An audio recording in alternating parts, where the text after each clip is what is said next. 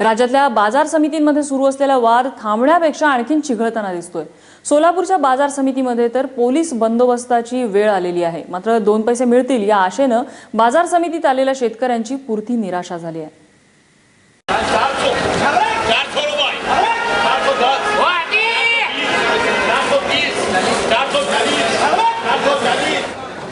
अडत कुणी भरायची यावरून सुरू झालेला वाद थांबता थांबत नाहीये।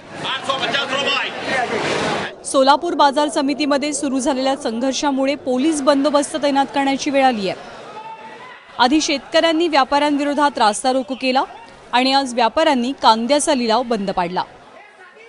यामुळे राज्यभरातनं कांदा विक्रीसाठी आलेल्या शेतकऱ्यांची अडचण झाली आहे।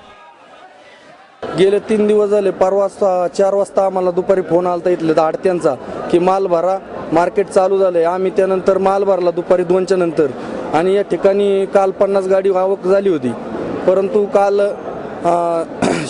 संप पुकारणे आडत ही 5%च्या ठिकाणी कांदा पिकासाठी असताना इतकं 50% म्हणजे क्विंटलला 800 ते 900 रुपये फटका शेतकऱ्यांना या ठिकाणी दिला गेला। त्यामुळे आम्ही काल रास्ता रोको केला आणि मार्केट कमिटीच्या प्रवेशद्वाराजवळ आंदोलन केलं, परंतु त्याचाही काय फायदा झाला नाही। उद्या सकाळी 10 वाजता परत लिलाव काढतो असे बोलले। आता त्यांच्या बैठका चालू आहेत, मिटिंगा चालू आहेत। एक वेळ अडत घ्या पण लिलाव सुरू करा अशी विनंती शेतकऱ्यांनी केली आहे।